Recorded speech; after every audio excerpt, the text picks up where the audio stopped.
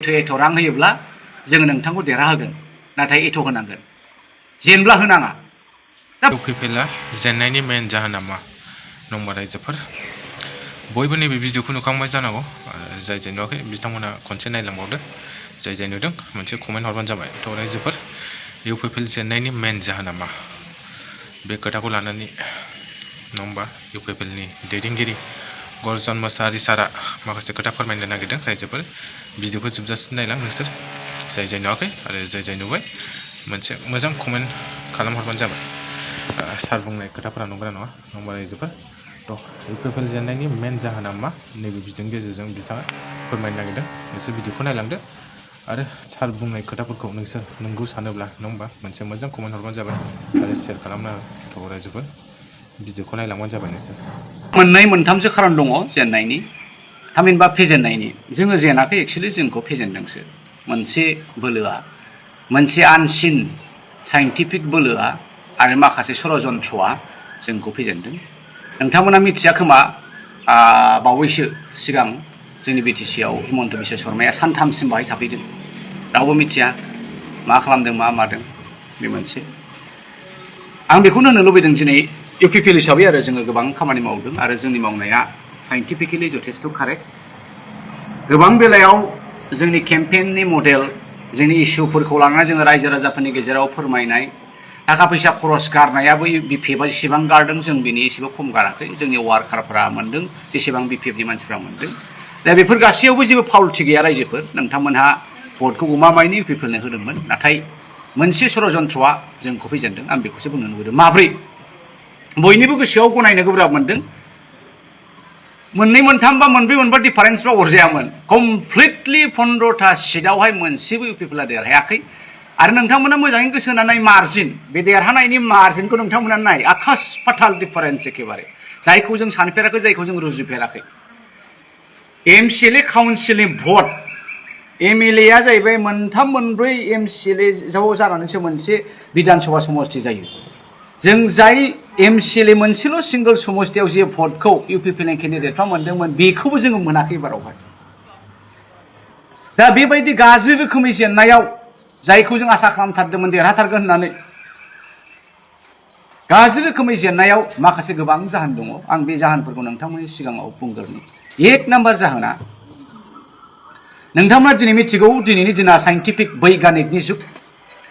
It is a scientific world दिनै पृथिबियाव दावहाया बै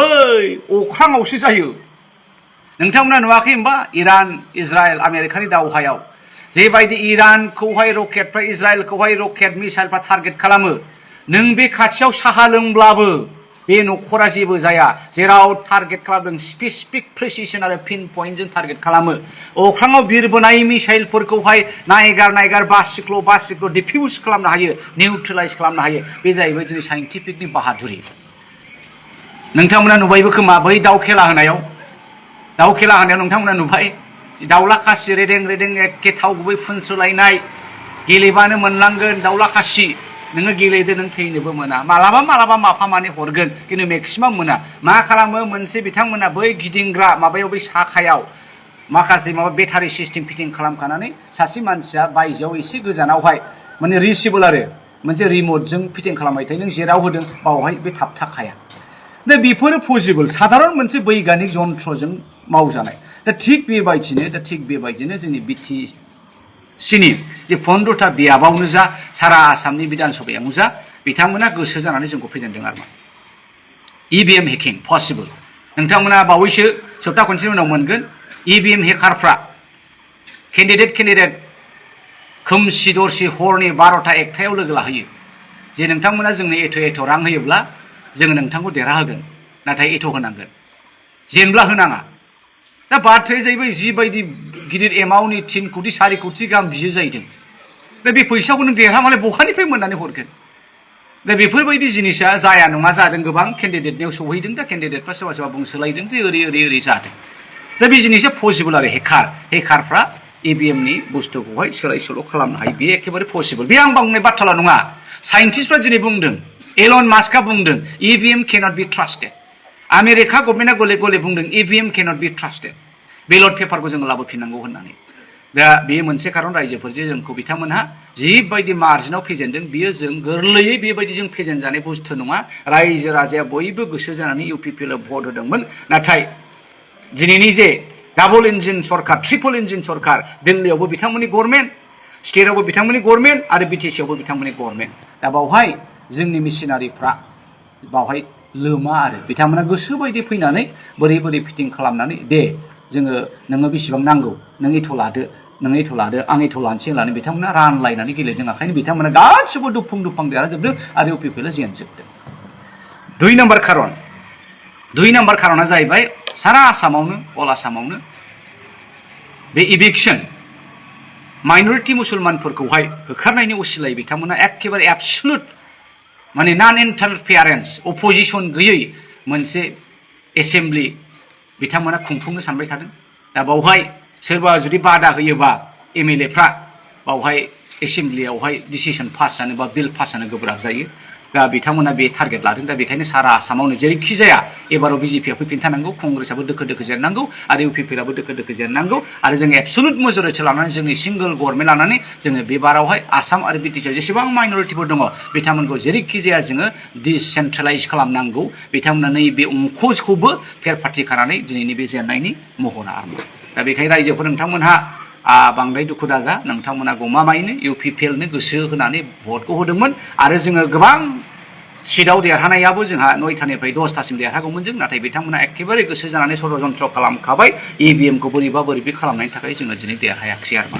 होमबा बेखौ जों मेकिं होननानैसो बुंनांगोन ना सार बे मेकिं EVMनि मेकिं आरो बे रायजो राजानि मेन्डेट होननानै जोङो बेखौ एक्सेप्ट खालामनो मालाया मा बुङो आं बेक्तिगत एक्सेप्ट खालामनो हाया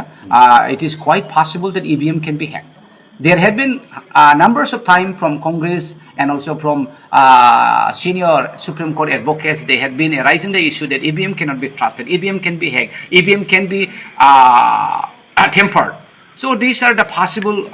So many times they have brought in the notice of public, but the public have no right. BJPआ रायजो राजानि मोनथायखौ गाख्रेब गुख्रेब खालामनानै गावसोर जेरै गोसो एरै सुप्रिम कर्टनि